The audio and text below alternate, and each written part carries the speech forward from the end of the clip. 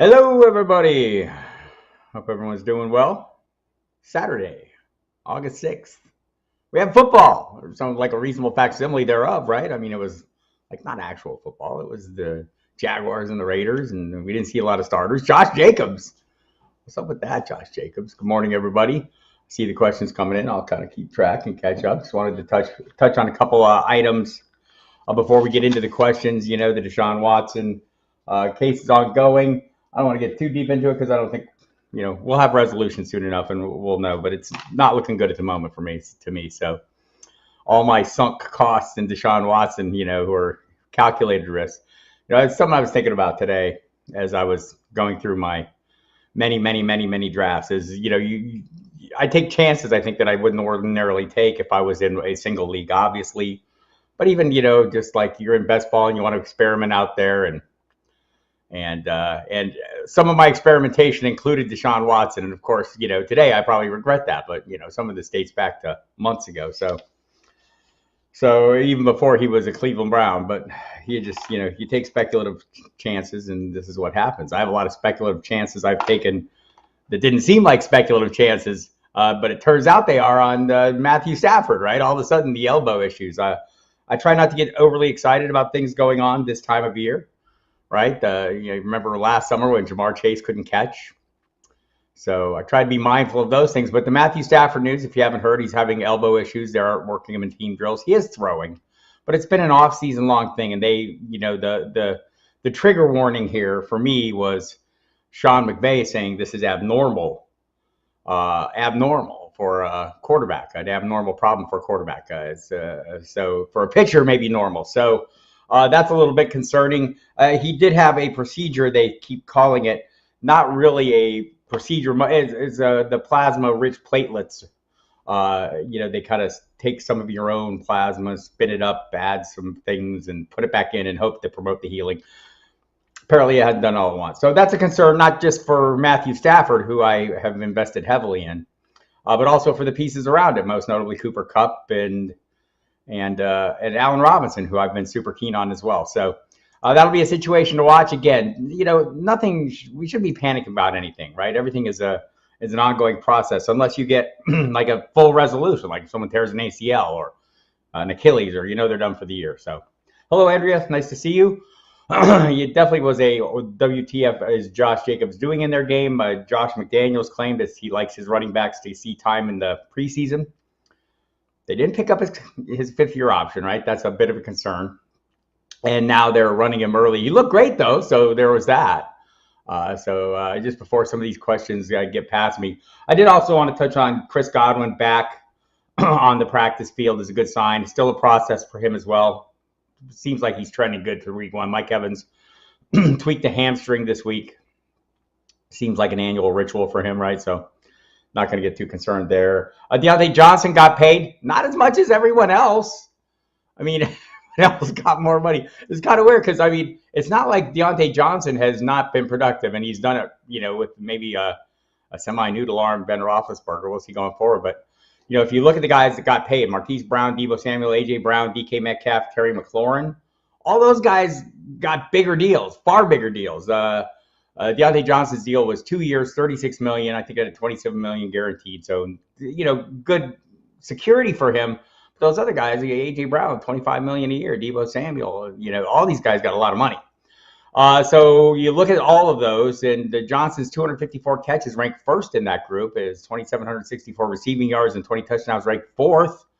We'll see what he can do. Mitch Trubisky, by the way, he likes Mitch now, not Mitchell. He has been named the starter officially on the first depth chart out. So congratulations to him. We'll see if that changes. Don't expect it to. And I know we see the reports early this week that he hasn't looked good, Trubisky, that is, in some of the recent drills. You're going to see a lot of that. And I think that's one of the things we try to modulate and moderate this time of year is how, how much we read into these reports, these day-to-day reports. And it's something you can leverage, if you play it right. Like don't overreact, don't underreact, but watch for other people's reactions. People tend to, get caught up in these momentary stories, right? And so, sharp fantasy managers can leverage that concern and the concerns of others and lean on their experience. If you've been playing a long time, that how a lot of these things turn out. And I know I'm sound like a broken record. I keep going back to Jamar Chase, but there was a time last summer where we were really concerned about him in the moment, right? So Joe Herbert, I think Deontay got Max Steeler's wide receiver money. I think that's correct. I wasn't sure they were going to keep him. I'm surprised at this outcome even, but not great money. Jake SF, before I lose sight of this question, Dynasty League, half-point PPR with contract. CMC is available. Would you pursue CMC or Breece Hall? I really want to go after CMC. I think you just answered your own questions. Look, if you think I'm not here to advocate for getting CMC, you have not been here before. I'm fine with it, right? Here's the thing about players. If you are new to this, I am injury agnostic, and I am because everyone can get hurt. I realize some people have a history of getting hurt or have had more injuries, and Christian McCaffrey, certainly the last 2 years, 23 games is not good. But the other thing I know about fantasy football for sure is nobody remembers who came in second place after the season is over. And if you're drafting Christian McCaffrey, you're getting a player and a half upside every week. You're getting leverage over the field. This is the same reason people draft tight ends early. They're looking for leverage over the field. He's averaged close to 30 points a game in the games he's been healthy going back to. Thanks, Troy. Appreciate you coming. I look forward to seeing you in Canton. By the way, I'll be in Canton next weekend if you're going to be at the FF Expo Bob Long puts on. We'll be doing the Kings Classic Draft. It's a kind of an annual ritual. I'll be broadcasting for Sirius from the Expo on Sunday, taking part in the Kings Classic Drafts on Saturday. It'll be a good time. Come by and say hi if you are there. I would love to see you. Back to CMC. 30 points, nearly average per game, right? When he's healthy. And so if you are the kind of person who's concerned about these things, you don't have to draft him, right? I'm not telling anyone you have to draft Christian McCaffrey. I'm telling you if you're not predisposed to avoiding players who have been hurt in the past, because every player's been hurt. I've talked about this before on this stream. You've heard me talk about it on the radio. If you look at the current ADP, first round ADP, I think there's 4 guys on the list of top 12 who have not missed time due to injury. Najee Harris has not missed time due to injury.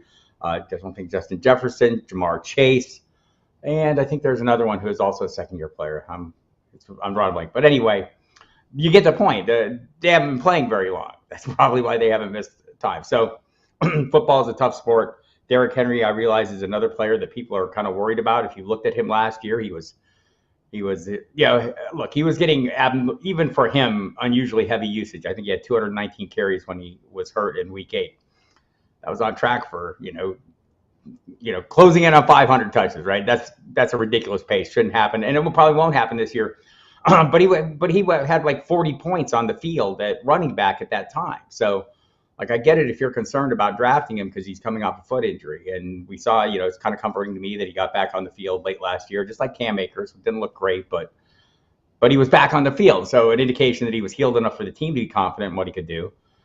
So. Heading into this season, I'm still pretty keen on him. And, I know the workload, the accumulation of carries over the course of time is a concern for some people as well. And that's the great thing about fantasy football. If these are your concerns, you can adjust, adapt. There are plenty of players available. Like if you like Najee Harris, he's going to get a similar workload. Some of the things we do in the first round. And by the way, just to be clear, so there's no confusion, I would totally co-sign on you going after CMC, and for all the reasons I just outlined. All right, so... but we're drafting players in the first round. You're drafting players. If you're drafting in the first round, you're drafting them at their ceiling, right? And we know there's a range of possible outcomes, a wide range, right? The ceiling, the floor, injuries, all kinds of things can happen. That's why you build an entire roster. And your first round pick, maybe it wins the league for you. But what it shouldn't do is lose the league for you, right? So you can mitigate risk. If you pick riskier players, you could have risk inside a roster without having a risky roster. If you draft a guy that you think has a lot of volatility or you have concerns about in Christian McCaffrey, you can do a couple things in best ball or in redraft. In best ball, it's more limited, right? There's no waiver wire moves. But you can build, more depth into your roster. You can build higher floor players into your roster. You can not take other risky players or players you perceive to be risky. So a lot of things you can do if you want to go after those high-end plays. I like to go after them because when it all works out, you come out way ahead. When it doesn't, you fire it up again next year and try again. So that's my approach. I mean, in Dynasty, there are some variations on the theme here we can get into if you want, but that's kind of my approach. So much Watson has. Yeah, I went overboard at points. There were points where I was a little more, encouraged. Look, this is like fantasy football, not real life. We get that there are issues. If you're totally averse or you just don't want anything to do with him, he's on your 10-foot pole list, that's fine. If he's not, that's fine. I'm not here to judge anybody. This is, more about fantasy football than real life. So I'm able to separate the two. If you can't, I understand that as well. PPR, what are you thinking of pick number 2? Sean Bowler wants to know. Well, I think I probably just foreshadowed that with all my Christian McCaffrey talk. So look, Jonathan Taylor, I'm in a lot of leagues, and you see people do some different things early in the year that maybe they wouldn't ordinarily do, or that certainly wouldn't happen in your home league. Like if you have if you're just in 1 or 2 leagues, I think it's safe to say Jonathan Taylor is going to be first man off the board 99.9% of the time. And I think I would say he's gone off the board first overall in 99% of all the drafts I've been in. And, there's some of them are people taking wildly experimental shots on people and trying different builds and doing things. So, assuming he's off the board, and if he's not, he should be the second pick overall. But I mean, I'm going with McCaffrey. You can make an argument for one of the receivers. A lot of people, Cooper Kupp, is Matthew Stafford's elbow a concern? Well, I thought Justin Jefferson was pretty close to him anyway. I wouldn't have any problem taking Justin Jefferson. A lot of people like Justin Jefferson more. Some people like Jamar Chase more. I think the reasons you might like Justin Jefferson more are pretty obvious, right? He's going to be playing in the same offense, essentially, as Cooper Kupp now that Kevin O'Connell's the head coach there. Kirk Cousins, pretty good quarterback. I know people hate him, but, I was talking about this on the radio today. Matthew Berry wrote about it. Congratulations to him going to NBC. But, there's like 5 quarterbacks who have thrown 30 touchdowns each in the last couple of years, and he's one of them. And, I think only 4 or 5 quarterbacks have thrown more touchdowns over the last couple of years. And just top 12 fantasy quarterback, on the regular, just don't have to draft them like that. So, but either way, can he fuel Justin Jefferson's fires?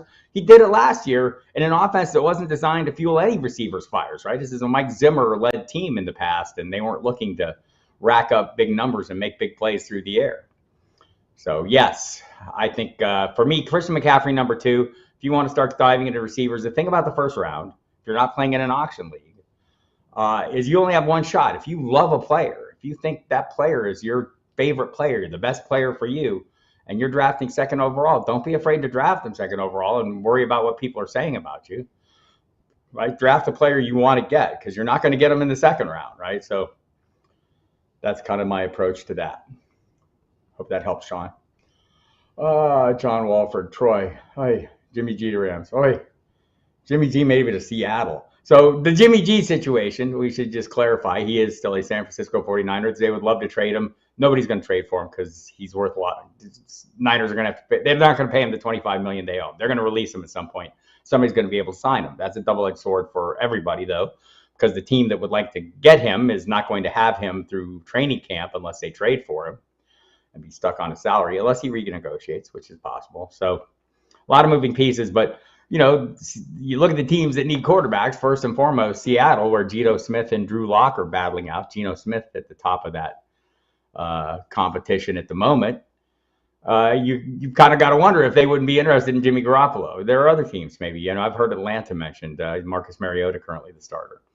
I don't think the Rams would be in the mix, but who knows? Things get crazy. So, going to be interesting. Pedro, so the front office, I don't know if the front office is really thinking that type of scenario. I'm sure they're thinking of scenarios. I mean, this is obviously a more concerning situation than we imagined coming in. It was really downplayed all offseason. I am taking some comfort in the fact he's throwing, right? If this was a super bad issue, he wouldn't be throwing at all. So he's throwing in 7-7 drills and individual drills, just not taking part in team drills. So I'm hoping this is, a situation that's going to self-resolve. In the meantime, I'm so heavily invested in Stafford, and some of the associated pieces don't have as much cup because, again, you only have so many first-round picks, so many opportunities. And I tend to go a different direction early in the first round, so I miss out on. But if Allen Robinson, Lord knows how many shares I have of him. So hoping for the best in this case. But how teams are, Pedro. They are out there, making contingency plans for everything. It's just, because it's in the division. Same with Seattle. It's just they're either going to have to be super patient and wait till he's released, or something crazy is going to have to happen because we don't see a lot of that. I think when Devontae Parker got traded to the Patriots from Miami, I thought it was a surprising development, and people around the league, wow, you don't see a lot of that, and you don't because it just doesn't happen much. That was a wide receiver, and people were surprised. I don't think it's going to be a quarterback who's been capable of leading good rosters to some success, right? Couldn't get him to the finish line, but did a pretty good job. I'm just checking my Twitter here and see what people are yelling about. Retweet my own tweets. There we go. By the way, I'm Bob Harris. In case you're just jumping in here and you're not familiar with me, I work at footballdiehards.com and have for quite some time. You can hear me on Sirius XM Fantasy Sports Radio Monday through Friday, 8 p.m. to 10 p.m. Eastern Time. That bumps up a little bit once the season starts. We'll see what the final plans are there. All the fantasy sports publications, magazines are out and available on our website at footballdiehards.com. The Pro Forecast, the 33rd year of continuous publication. The draft book, the cheat sheets, and Football Diehards magazine, all available. Some great articles and writers in all those publications. And some, try to keep it pretty evergreen. So, the strategy pieces can help you out this year, next year, every year. There's some player-specific information in there, of course. Also, whatever player-specific information is available there is also available on the website. Our rankings are updated constantly. I was just updating mine this morning. And we'll keep doing that. Constant flow of news. And on Tuesday of this week, our premium service begins, the preseason portion of that, the August update, which is a constant flow of news, rankings, tools, information, everything you need to get yourself set up. If you have any questions about that, feel free to ask them. I'll point you in the right direction on all that. So Robert Farrick has picked 2 in a 0.5 12 team, assuming Taylor goes. When you take a number 2 running back or wide receiver, who would you take? I'm not sure. I like that position. I don't mind 2 so much. I don't mind 1 so much. I don't mind either end of the draft. Again, I'm probably taking Christian McCaffrey with that 2nd pick overall. If you like somebody better, feel free to take them. I think you can go either direction in that. If you take the wide receiver super early, there are going to be running backs. Running back depth runs out into the 4th, 5th round. There are still starters available in the 6th and 7th round in most 12-team leagues at this point, so that's helpful. So if you want to take the chances, if you want to push the receivers where there's some really good high-end talent, feel free to do that. But that would be my approach. I'd probably go McCaffrey first and then see who's there. If it's a really good wide receiver there, like I've seen Tyreek Hill last that long, Mike Evans last that long. Those would be players I'd be interested in. Otherwise, I'm always looking at Mark Andrews at that point as well. Then you come back around and get a wide receiver again. And then, as I said, there are still going to be running backs available in the 4th and 5th round that you can feel pretty comfortable with for me. So that would be my approach a little bit. Pedro wants to know how much does the Mike Evans minor hamstring injury worry does it affect his draft rankings? No, it doesn't yet. And so this is the thing, this is the key for this time of year. We're all dialed in. We're all tuned into Twitter. If you get the August update draft guide, that leads into our flash update regular season information, the premium service. By the way, if you get a magazine, that's free on the site. Also, if you like this video, hit the like button. If you can't stand me, hit the dislike button. Subscribe, hit the notification bell, all those things so you get notifications. This is something we like to do every Saturday. I'll be traveling next Saturday, but once I get back from that trip, I'm probably going to be around a lot. I do this every Saturday during the regular season, talk lineups, talk roster moves, roster maintenance, anything you need to talk about, we're here for. And we'll have more video content coming this year than ever before, so be ready for that. Very excited for what's to come. But no, that constant flow of news, I use it not to decide like that I'm fearful of players. Look, there are going to be injuries that come up that are definitive, right? A torn ACL. Well, okay, we're going to dial back on that guy. Minor hamstring injury, that's going to be something I'm looking to leverage in the opposite direction. I'm going to be looking at the fears of others to drive that price down. And if you're out there in the best ball rooms, you see it in real time. You see, stories come out and you can see almost in real time, draft positions start to switch a little bit. I'm looking to leverage that and use it to my advantage. If Mike Evans, people are a little worried, oh, here we go again, the hamstring. It's kind of an annual ritual for him this time of year. So, look, he's had issues during the season, doesn't miss a lot of time, continues to be super productive. If you go look at his career totals and the 1,000-yard seasons, he holds up with pretty much the best ever. So, I try not to let these things get me too excited. Look, we pay attention to them. It's natural, to be worried about these things. And that's why I like to burn that worry and turn it the other way and use it to leverage to my advantage the other people's fears. And appreciate that, Jake. Jimmy Williams, did the RB dead zone get hit by a defibrillator? No, the RB dead zone. I guess you're talking about I haven't seen a bunch of a dead zone. I find RBs like kind of throughout, wherever I am. If I want an running back at that point, I can kind of find one. It reminds me of quarterbacks, right? You hit a point where, God, I don't like any of these wide receivers. Okay, I can take a running back. Get to a point where I don't like any of these running backs, tight ends, wide receivers. I'm taking a quarterback, right? Wherever you are in a draft, it seems like there's somebody there. So no dead zones. Yes, I guess it did get hit by a defibrillator, if I think about that correctly. That's more clever than I am, Jimmy. Well done. Brian Larkin in a 10-team half-point league. Who would you want at the 2-10, 3-1 picks? 10-team league kind of changes the dynamic a little bit. So just in general, I try not to go into a draft with a preconceived notion of I need 2 running backs or I need 2 wide receivers. Like I'll do that in best balls and I'll do that to make a specific build, but it's because I want to go in and see how things play out. If I'm just drafting one team, I want to go in with a plan that's called flexibility. Whoever's there that I like the best is who I want to draft. So, 210 for me. I mean, it's look at some of the recent drafts I've been in. See what's kind of happened there. The problem with kind of trying to predict this is obvious. People there, you can never account for wild cards or people in your draft who are doing weird things. But that said, let's try and work through it a little bit.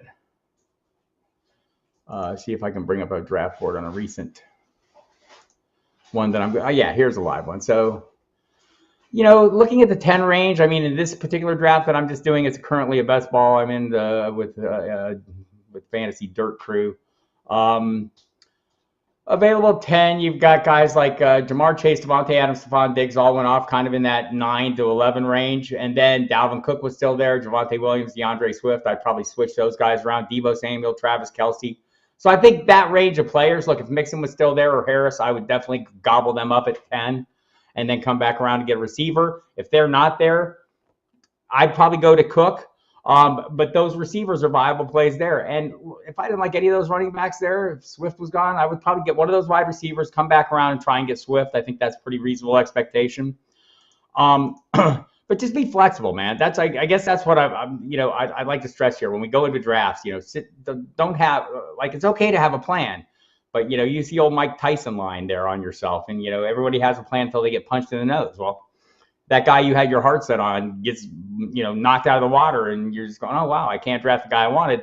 Just have some flexibility built in. Have maybe even I mean, I do it all the time. I have my rankings, so I know exactly who I'll be taking whenever I want to take them. And I don't stick strictly to my rankings this time of year because I'm drafting in a lot of drafts. But if I was drafting one draft, I would have my set of rankings. Or if I'm going into a league, like next weekend, I'll be going into King's Classic draft, right?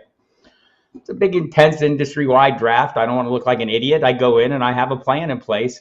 It's not take, this many receivers or this many running backs and this many rounds. Although maybe that works a little bit more in a super flex. Maybe I want to come out with a certain number of quarterbacks within a certain time range. But I'm not trying to, pin myself down to when I want to take them because maybe I will miss out on value at other positions. So I'll have a list of players in the order I want to take them, and I'll pretty much stick to that in those drafts, in the drafts that really matter to me. And I would recommend you do the same. You can go to footballdiehards.com and build your own cheat sheet like that and have your own set of rankings. And you can do it using the tool we have that allows you to enter your, it's a web-based cheat sheet. You just enter your own scoring system, your own lineup requirements, the number of teams in your league, and it'll pump out based on our projections, pump out a cheat sheet based on your roster settings and your league settings. So maybe that'll help you out a little bit. But yeah, try to be flexible, man. I think that's always the key. Kind of be fluid. If you're not comfortable with that, have that initial list in your hand. Even if you just go through like your first 4 rounds, have enough guys to go through the first 4 rounds, and so you feel really comfortable with those top picks. Maybe you'll feel, a little more confident than freelancing it later. But also, if you don't feel comfortable freelancing, have a longer list. What about Metcalf? Does he swing in the 2nd or 3rd round with Geno's quarterback? I think he does, Pedro. I think I've seen him going even later than that. I want to say, look at current ADP. He is going off at 45th overall, so 4th round, 22nd. There was so it was interesting. A friend of mine, Dwayne McFarland, you might know him from Pro Football Focus, had a great tweet the other day. Let's see if I can just bring it up real quick because I thought it was really pertinent. And this is a thing about fear, right? About what happens when we get caught up in these like, wow, he's not going to have a quarterback. So here was the tweet that Dwayne McFarland put out. In 2013, the magical season for Josh Gordon, he had 158 targets, 87 catches, 1,646 yards, 8 touchdowns.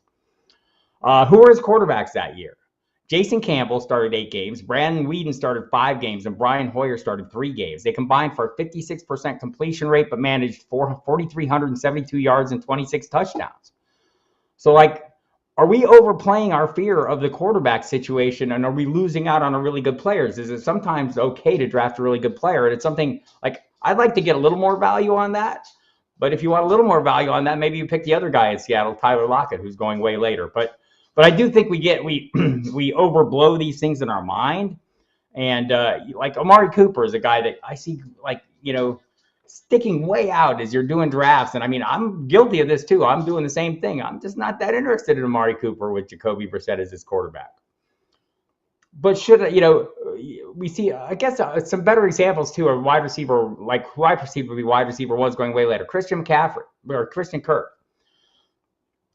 Jaguars paid him like $84 million. I mean, their money, there's 2 times when teams don't lie, when they're spending their resources in draft capital, right? Spending money and expending draft capital.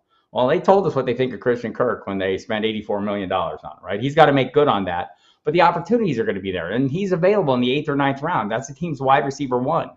You see wide receiver 3 is taken well in advance of him. And, maybe that works out, that they're more productive than him. But the opportunities are going to be there. So for me, the value, and this extends all the way out to maybe being able to land Kenny Golladay as my wide receiver 6. It's my wide receiver 6.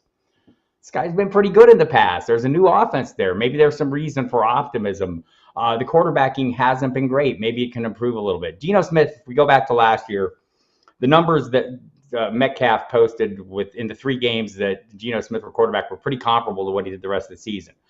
But it was like the 3-game total. A lot of that came in one game, if I remember correctly. You guys can correct me if I'm wrong. But the point being, sometimes we overplay these fears. I don't think we're overplaying them too much. I think 4th round is pretty fair for Metcalf right now, just given that uncertainty. But if he drops much farther, you should jump on him. That's why probably Tyler Lockett is a guy who is now like, where is he at? Let me just see the current ADP. Seems to me he's gotten ridiculous. He's the wide receiver 43, so he's available at 93rd pick overall. So closing in on the double-digit rounds, 43rd wide receiver off the board. You can draft him as your wide receiver 4. He's a pretty good player. He's a little volatile, maybe better in best ball, right? But we'll see. But yeah, I think it's something we should be mindful of, is how much we put into these situations where there's a big story out there and we're really focused on that big story.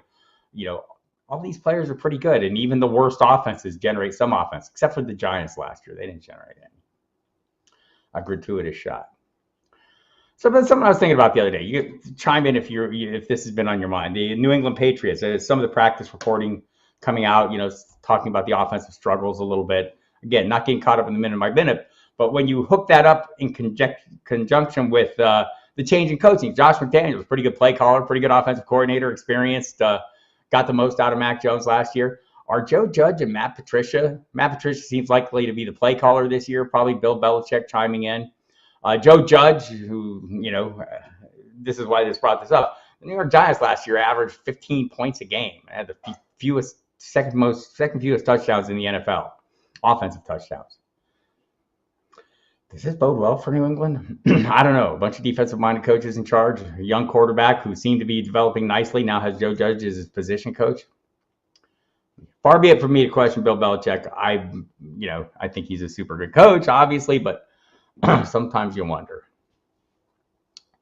So Robert knows I like CMC at 2. What do you think of Eckler at 2? So I'm not as keen on Eckler. And I'm fine with him as well. He's one of those guys. I look at last year, and you can say the same with Jonathan Taylor. A lot of their value is based on the 20 touchdowns, right? Who's more likely to score 20 again? Well, probably neither of them. But who's more likely? The guy, probably the guy who got more inside the 5 carries than anyone else in the league, Jonathan Taylor. So the issue with Eckler to me is, he scored 12 rushing touchdowns. I want to say that's 9 more than he ever scored before. Seems like last season's a bit of an outlier. And he's a guy who also claims that he doesn't want a full workload. Had 200 carries, 206, I want to say, somewhere right in that range last year, off the top of my head. They bring in another guy. I don't know if Isaiah Spiller will be the guy who they hoped, whether it's the last 2 years, Joshua Kelly or Larry Roundtree III. This year's Spiller. Spiller seems to have a little better pedigree and was more highly thought of coming into this draft than those other two. But they've been looking for that Melvin Gordon piece for a while, and they would love to have it. And if they find it, how much is that going to be a limiting factor for Eckler? In PPR, I have no worries. If you like him at 2, I think that's perfectly fine. If you like him at 2 overall, that's fine as well. Just those are my concerns about Eckler at 2, is the touchdown. We lean a lot on the touchdowns from last year, and I think that regression is coming. 14, personally, I hope that helps, Robert. R1CW3B, that's a very hard name for me to say over and over, so I'll just say R1. 14 person league, PPR with IDP drafting second, but offer with an offer to draft high 10th.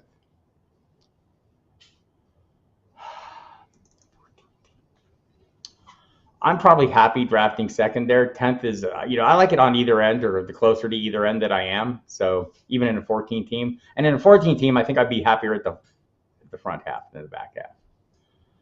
That'd be my range. And IDP, I'm not sure how, is that a full IDP? How much that's going to impact you as you get into this draft a little bit. That'll be part of that is, whether it's full IDP or just a handful of players. Graham F, picking third in a 5.10 team PPR 5-star running back. I'm thinking Eckler, my wide receiver for choices. Look at that. Yeah, I probably prefer the first way. I'm not totally in on Eckler, but I probably like that build a little better. But I don't think you're coming out bad either way, right? This is almost a personal preference thing, right? If I wasn't as keen on Eckler, and maybe I'm not, I still like those receivers coming back to you in the second round. I like those receivers in the first round. Of the three backs coming to you in that second option, I like Fournette a little better. Barkley's rise has been remarkable, right? I mean, where is he at? I think he's at running back 9 in the FFPC right now. Let me just check that and see if I'm not making it up. Saquon Barkley, yeah, running back 9 in the FFPC, the latest FFPC. He's been rising, and I think this offense is going to be better because how can it not be? I mentioned earlier, 15.2 points a game. Barkley, and look, I have people on the radio who have already this week. A number of people, including boy, it's hard to find someone who isn't higher on him than me. So, but a lot of this is we're drafting Saquon Barkley in the hopes this offense is going to improve, and I think it will improve. Will improve that much? I don't know. I prefer Fournette, given his receiving role. Not worried that he's 245 pounds. He won't be when the season starts. Javonte. I'm okay with him here, but there is going to be a split. There just is. They brought Melvin Gordon back, and I don't think it's going to be the exact even split that it was last year, the 203 carries each. And if it is 70-30, this would be an easy call for me. If it's 60-40, less easy. If it's the closer it gets to 50-50, the less ideal it is for our purposes. So, again, it's that uncertainty. If you can leverage that and he goes a little later, I'm happy, but he's not going a little later. People are all in. JR1616, I have covered this, but I'll go one more time. Stafford, Kupp, and A-Rob. If I'm playing in a single league right now, I'm probably not dialing back too much. I mean, certainly not on Kupp. If you're drafting him, you're already convinced, that he's going to be the top guy at his position, right? Because that's kind of how you have to draft him. He's going to go in the first round. If you want him, you're going to have to assume that people are, are going to be as in on him as early as you can. You're not getting him outside the first round. And again, good regression. He's not going to score as many touchdowns, just like Austin Eckler. That's not going to happen. But, if you look at his numbers last year, if he regressed 20% overall in total scoring, he would still have been wide receiver 1. So I'm kind of okay with that. I'm kind of okay with A-Rob as well. You're not paying an exorbitant price for him right now. He has been rising, but it hasn't gotten to the point of ridiculousness. He's still, a wide receiver 2. I liked it better when I was getting him at wide receiver 3 prices, but I'm old and mean and cheap. I like everyone a little cheaper. So, but this is something this is something we definitely need to watch. Again, Stafford, it's been an off-season long thing. They gave him the PRP, the platelet-rich plasma shot, and hoped that would cure it. There was no surgery, so it's a concern. I wish it's not ideal. I'll say that. The fact that he is throwing, though, is lending me a little bit of comfort. But honestly, if I'm drafting one league right now and he's sitting there at quarterback, I'm looking at other quarterbacks. Kupp, I'm probably still drafting. A-Rob, I'm probably still drafting. And I'm hoping I start gaining a little bit of value. People start dialing back, and I can leverage that in my favor. Any thoughts on Mecole Hardman? Pedro wants to know. I'm finding him hard to ignore in a limited role. He was tied for 9th place with Diehards of Spot Diggs with 4 40-plus yard catches. So, I think, look, any wide receiver you want to take your chances on the Chiefs. I mean, it's a good offense. It's a good quarterback. I'm fine with it. I don't think the prices are bad. Is he my favorite? No. Probably if I'm looking for the safest play, it's probably Juju, who I think is a solid volume play or will be a solid volume play. Sky Moore is drawing rave reviews. If you like, if you think that appeals to you at the price, I'm fine with that. Valdez-Scantling having problems with drops this week. We've seen this before. He is a big, fast player. He's playing with a great quarterback. The price is not bad. I mean, I guess as I look at the pricing, I think the order that they're going is about what I just talked about. Juju's going off as a mid-priced wide receiver 3. Sky Moore, wide receiver 4. Valdez-Scantling, wide receiver 4, or almost in wide receiver 5 territory. Mecole Hardman, you're getting is pretty much a wide receiver 5. Double-digit rounds. I have no problem. Pedro, draft anybody you want in the double-digit rounds with a smile, because that's a good, I think when we get to that point, you're looking at, players you'll be able to move on from if you're not interested. I thought,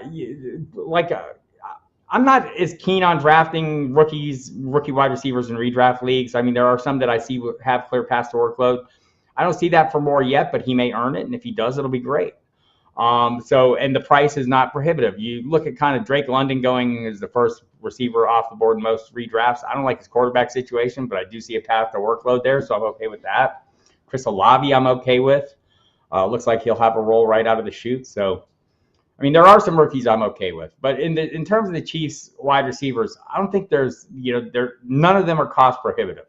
If you like one, and you make a pretty good case there, Pedro, for why you like Mecole Hardman, it's a reasonable risk, right? It's hardly a risk at all because, I mean, you can move on from him. He's not quite a free square last round guy, but it's pretty cheap well into the double-digit rounds. Hey, Matthew, thanks for coming. Hey, Remy, thank you for coming. I do like some Swift this year. I have no issues with him. So one of the reasons I like Swift, Pedro asked if I would pick Swift in the first round. Would you pick him over Aaron Jones? I have been picking him over Aaron Jones. I'm hoping to get him in the second round. He's one of those guys, if I go receiver in the first round, I'm looking for him in the second. We get it. Was a little boom bust last year, more bust than boom. Had a couple 130-plus yard rushing games. I hope they can get him a little more involved this year. I think we saw this offense improve last year when Dan Campbell took over as the play caller and Ben Johnson became more involved. Ben Johnson is the coordinator now. So I think that there's improvement there. They've added some pieces, but the key for DeAndre Swift to me is this offensive line, which may be one of the best in the league when everybody's healthy. Last year, not everyone is healthy. They never had their 5 starters on the field any games. I think they played 12 different combinations of line, 12 different line combinations. So I'm hopeful. He's clearly a big play threat. Will have a role in the receiving game, so I'm fine with him. I have been picking him over Jones because I don't see as much of a split between Swift and Jamal Williams as we got last year. And I do see the split, but I'm fine drafting Jones. I think he's fairly priced right now. Running back going off the board is running back 10. Currently, 17th pick overall. I think that's fair for him. Swift's going off at 7 overall. It's a little high for me. I'm taking Mixon ahead of him. Barkley going off ahead of Aaron Jones. I'm taking Aaron Jones ahead of Saquon Barkley. So yeah, I think these guys are all reasonably priced. And I like players. You don't have to like those same players. If you like players more, I mean, you can sit there like Pedro threw out those numbers on Mecole Hardman. I totally get those numbers. I'm not in on them, but I'm not out on them. I'm not in or out on anybody. I like some players more than others based on the situation and my own beliefs of these things. You guys should feel the same. All of you should feel the same. These are your teams. I'm happy to sit here and tell you who I like and kind of what makes sense to me, but it's more an effort to help you sort through and what makes sense to you. And so I'm not sitting here trying to dissuade you from taking anybody. Talked about Austin Eckler earlier. I'm not taking him as early as some people are, and I explained why. But I totally get why some people are taking him earlier. It's not like I'm 100% right. This is predicting the future. It's tricky business, people. We're all taking chances here, and so I'm fine with anybody. So I'm not, if I'm sitting here telling you I'm not in on a player you're in on at the price you're in on them, etc. Not that I think you're wrong. It's just that I see it differently. Okay, that was the nicest way of saying I think you're wrong that anyone ever said. No, I'm just kidding. That's kind of how it goes. On Mondays, when you're counting up your scores, you're not going to sit there and look at me and go, well, thanks, Bob, or Bob, you suck. You're going to be looking at yourself going, damn it, why didn't I do what I wanted to do? So there's that. A-Rob and Godwin is wide receiver 1 and 2 after going Taylor, Kamara, and Fournette to start a 12-team league. I'd be fine with that. I mean, if you're starting that running back heavy, that's kind of what you're looking at, I think. It's into round 3. Let me just take a look and see what the general population is doing as we hit into that point. So round 3, 36, 24. Yeah. I mean, you might look for Michael Pittman there. Keenan Allen might be there. A.J. Brown is going a little later than maybe he should. DJ Moore is a high floor player I like. Mike Williams. Yeah, I think there's, Robinson. There are players I like better than Robinson there. I'll say that. If as I look at this current ADP, and Keenan Allen would be a guy I would be looking for in the 3rd round. Well, you're looking at the 4th round, so I've miscalculated. My apologies. Let me recalculate. 4th round. Yeah, I mean, look, if you're going, Cortland Sutton might be there. Terry McLaurin might be there. Deontay Johnson might be there. I mean, if those guys are there, but if not, Allen Robinson would be at the top of that list for sure. So yeah, I'm on board with that. Damn it. And Godwin, I think, is going a little later, but I think that's going to change as people see that he's on the field. DK, 25 catches for 356 yards and scored 6 touchdowns in 5 games with Geno Smith his career. Targets have been good, yeah, so yeah. I feel like that's the thing, we get these things in our mind where it's not like he doesn't have any quarterback. He's not, people are going to throw him the football. I think if you extrapolate his numbers out last year, I would say, I think Michael Sean Duggar from The Athletic did that, and the numbers were pretty close to his career averages if you extend out those 3 games. This is not the ideal way to do it, but if you were to do that, you would find that last year's numbers would have been about his average for the year. And remember, I mean, they're a run-heavy team, and some of that Russell Wilson's efficiency has kind of come and gone at times, right? He has been less efficient at times. He's thrown turnovers at times. So there's the thing. Question from your nephew, JR1616. Superflex, keeper leagues, half-point PPR, quarterback premium, keep any 4 players. He has Mahomes, Lawrence, Williams, Javonte Williams, C. Akers, Lamb, and Brown. Well, Pat Mahomes for sure. You didn't say there's any, draft value associated with these players. I'd probably go A.J. Brown. I'd probably go C.D. Lamb. And I'd probably keep one of those. I'd probably keep Javonte Williams. If you preferred Trevor Lawrence and didn't want to mess with quarterbacks anymore, I would understand that. I think if you threw him back in, you'd still come out okay. You might have a better feel, or he might have a better feel for how many quarterbacks, how much people value quarterbacks. I'm going to admit, in some of these Superflex leagues I've been in this year, I've dialed back a little bit on my second quarterback, including in the Scott Fish Bowl. I waited way late and still got Jameis Winston, felt pretty good about it. So I think that range of second quarterbacks, and it has been pretty good this year, or looks pretty good to me this year. I see upside in all of them. Trevor Lawrence is not without upside. So if you wanted to bail on one of those running backs and go with him, but I'm definitely keeping Mahomes, Lamb, and Brown. And I'm assuming you can keep them beyond, or hopefully you can keep them beyond this year. Okay, Robert. I don't be dismissive of these fears, but it's something to watch, right? I mean, it's something. I think we overplay our fears. I do the same thing all the time. I see a situation, I'm thinking, God, this is, we have a black and white mentality, right? Of this or that. It's either going to be great or horrible. Well, sometimes it's in the middle. It's way more nuanced than that, almost every time. The Dactyl. Trade Najee Harris in Dynasty for Jalen Hurts and Tyreek Hill.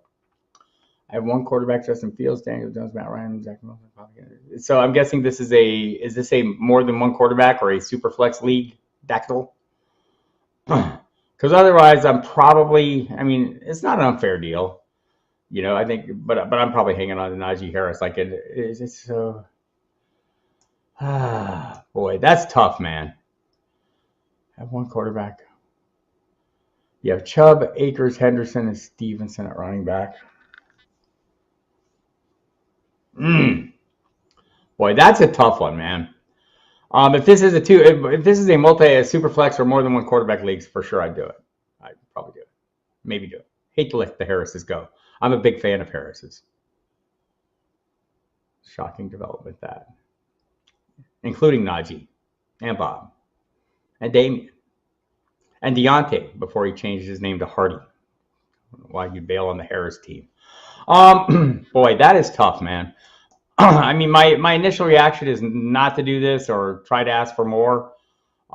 Franchise, these kind of running backs, these kind of true feature backs are rare creatures, guys that command the full workload and don't share. And I love having them, but Jalen Hurts and Tyreek Hill is a fair return on that for sure. And if this was a multi-quarterback league, we'd do it for sure. Oh, and is Debo worth 10th round pick in PPR bonus long play league? He's in that range for sure. That's probably a little high for me, but definitely in that. Remy, who would you have as your number 2 running back? I am still in the CMC camp. By the way, if you haven't, go look at my rankings at footballdiehards.com. They're up there in the rankings matrix. You can see the staff, the various panelists and staffers we have. Also, tons of good articles up there right now. Also, sign up for our premium service. Use the promo code Diehards, get 15% off. Buy a magazine, get free access to the premium service. It starts Tuesday, people. The August update, our live draft guide. It's a great thing. All the information you need in one spot. We gather up all the news from around the league, so you don't have to be out there hunting it down. We do the legwork for you. Constantly updated rankings, depth charts, all the things you need, and all the tools that come with this as well. So go check that out. Footballdiehards.com is where you go. So yes, still my number 2.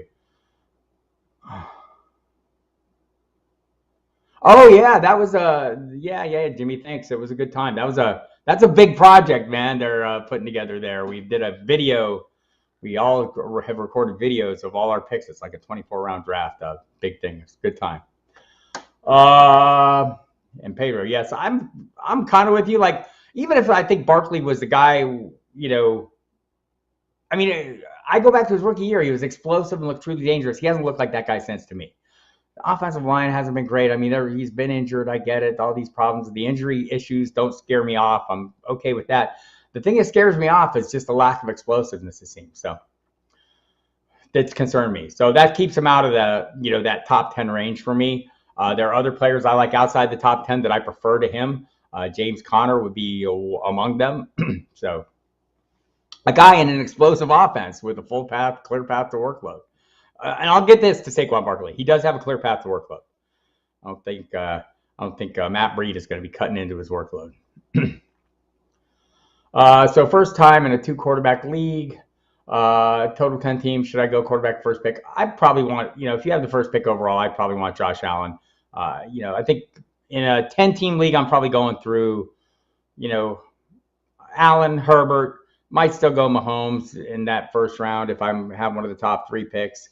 After that, I think you can take your chances. I still want that my first quarterback, still want within the first 2 rounds, right? But after that, I think you can slow roll it a little bit. As I mentioned, I've been doing that a little bit in other leagues as well. Yeah, I see that for the first pick. 12-team keeper can keep 2. Lamb at 34, Jones at 22, Sutton at 19, Lamar at 17. Keenan Allen 37 or Hawkinson 24 would keep you 2, and so just 2 would you recommend? I would probably I would probably keep Sutton at 19. Might keep Aaron Jones at 22. Lamb at 34 is not crazy. I mean, I think that's about the going price. Allen is probably the going price, but I can't keep both of them, so probably I would go the cheaper route and go Sutton. And Jones, I think you'll get quarterbacks later, tight ends later. That'd probably be the way I go.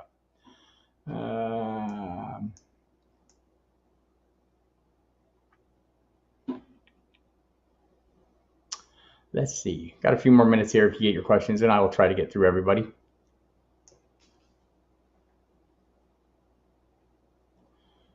Okay, follow up on that number 3 pick. If I go running back, I've heard on Sirius preferences for Najee Harris or Jay Mixon in that spot because of the workload over Eckler, CMC, and Cook. Your thoughts? Like, there are people who believe in that. Like, my rankings right now at running back, I go Taylor, McCaffrey, Henry, Harris, Mixon. For that reason, I'm looking for that clear path to workload. And I know, you know, Mixon sometimes leaves on third down. I'm not going over CMC, though. And Cook is right up there with them. He is my next guy. He's at number 5. Eckler's at number 7. Like, and I'm not against Eckler. I totally believe he could, you know, be a top 5 running back this year. I just think there's going to be some regression on touchdowns. And ideally, if you listen to him, he doesn't want that full workload, right? I mean, he says that, not me.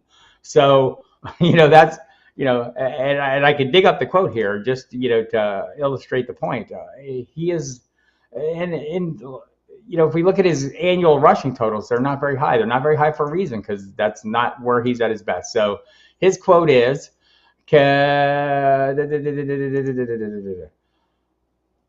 you could even go ask my management, like, hey, make sure you limit my touches. Like, can you make sure I can get through an entire season? I mean, that's him saying that. So though that's like, he's super productive and he's been fantastic. So well within the range of outcomes is him finishing his running back 1, right? So there you have it.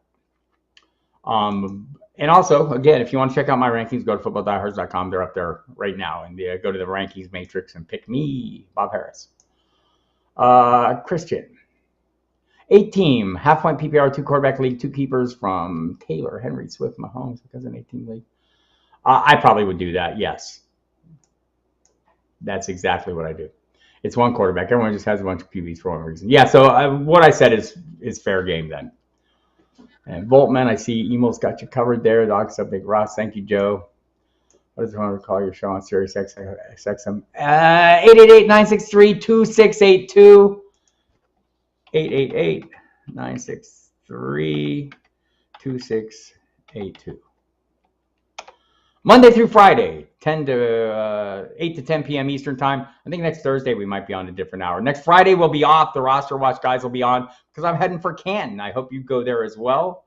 And come say hi. I'll be at the Expo on Sunday, broadcasting live for Sirius. I'll also be on the main panel there at the Expo, talking fantasy football with some of the greats in the industry.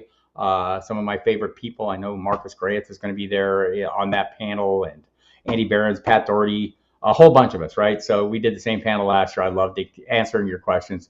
Prens 1, 5th round, 1 keeper, Devo or CD? I like CD a little better than Devo. But this is a personal preference thing. All right, got time for a few more questions if you want. And again, I mentioned the show. If you're wondering what the hell I'm talking about or just signed in here, it's the Football Diehards on Sirius XM Fantasy Sports Radio. We're on 5 days a week, Monday through Friday, 8 to 10 p.m. Eastern time. We take your calls, have some great guests, chop some things off, get some info from local beat writers. So always a fast-paced, entertaining situation. And I say that because my co-host, Mike Dempsey, is very entertaining, and I don't have to be. So we have that going for us. And by the way, if you missed any shows, you can just go on the SXM app and dial them back up. I did a couple solo shows this week, had a really good time. And again, had some great guests all this week. Have great guests every week. Last night, Drew Davenport had on also a lawyer and a fantasy maven, and talk a little bit about Watson, talk a little bit about Alvin Kamara, and just some of his thoughts, just to see where things stand. And by golly, it's for Watson, I don't think it looks good, right? Right now, I think the league is going to get its way, and we'll see if they can get that to federal court and if that makes any difference. I don't think it will. The NFL has gotten favorable rulings in court before. Underdog not available in Michigan. That's weird. I'd have to look at the heat map in there. No hope for Brian Edwards now in Atlanta. Matt Conway. No, maybe a little hope, right? I mean, so, it's the cost of what you're paying versus, what you're getting in return. He's a free square player. You're not having to invest any real draft capital in him. So I'm okay with that. If you think, all airport team guy, looks phenomenal. Size, has all the pieces. I question the quarterback, but he does know the quarterback, right? He's got that going for him, kind of him and Mariota both coming from the Raiders. So that might work out in his favor. He's a little beat up right now. I think he has a shoulder injury. He's missing some time in practice. But otherwise, am I investing in Ramondre Stevenson at all? I have more Harris than Stevenson, but yeah, I have some. I think you can go with either of those guys. I think Harris, going into the final year of his contract, they're not going to keep him around. I think this might be a run the wheels type thing for him, and maybe for Josh Jacobs too. I think that's the big mystery with Josh Jacobs playing in the Hall of Fame game. Yes, Mariota is scary, but who knows? Former first round pick. Is he as scary as Trubisky? I guess Trubisky's had more success. Thank you, Andrea. Appreciate you coming by. No questions, Andrea? All right. Again, we'll be in Canton next weekend. Hope anybody who's in that area or anyone planning to go to the Expo can come up and say hey to me. I'll be around Friday, be at the party Friday night. I'll be at the Kings Classic Draft at the Hall of Fame complex, the compound. I think we're moving. We've always done it like in the main building in the past. I think this year we're doing it like they're trying to, make more room. And so what do they call the building we're doing it in? We're going to be in the Hall of Fame Dome right behind the stadium. It's still part of the thing, but Sirius XM will be broadcasting live from there while we draft, and it'll be a good time. Mariota Pitts scenario could be interesting. Yeah, we'll see. I think the thing you're hopeful for in Atlanta is two things. Arthur Smith is a sharp offensive mind. He's very creative. Look what he did with Cordero Patterson last year on a horrible team, right? They had no offensive line. They didn't have a lot of help at wide receiver once Calvin Ridley bailed. So, they got something out of the pieces they had. And so expecting that to happen again, Arthur Smith gets something out of the pieces they have. They have a long build to go. But Mariota, former first-round pick, at least familiar with the scheme from their time together in Tennessee, Smith and Mariota. So I'm trying to put a positive spin. Fair enough, Andrea. Thank you for coming. I always appreciate it. Thanks for coming, Brian. I appreciate that. All right, I guess I'm not seeing a lot of questions, so we'll see. I'll give it another minute here and see if you have any more. Go hit the website, footballdiehards.com. I know you all know where that is. It's on your internet, footballdiehards.com. August update starting up. Use the promo code Diehards to get a 15% discount on whatever you get there. If you get a magazine, you can leverage that into the premium access. And that goes into the season, our flash update, regular season service. Been doing this for like 25, 30 years now. Good Lord. So we deliver the information you need in a timely manner and try and make sure you know a little more than the competition at any given point in time. And that's all you can do, right? Pedro Resta, favorite. These are impossible questions. If you're asking who the best guitar player is right now,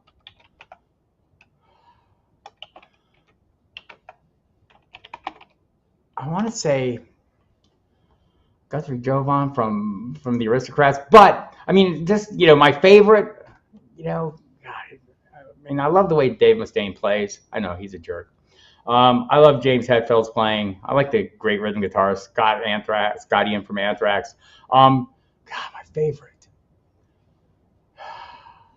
So many. It's like, picking your favorite kid or your favorite cat. I have two of them. I love all of them. And so I did a music draft, right? And I built a thrash band, and it was on one of the Sirius XM channels, music channels.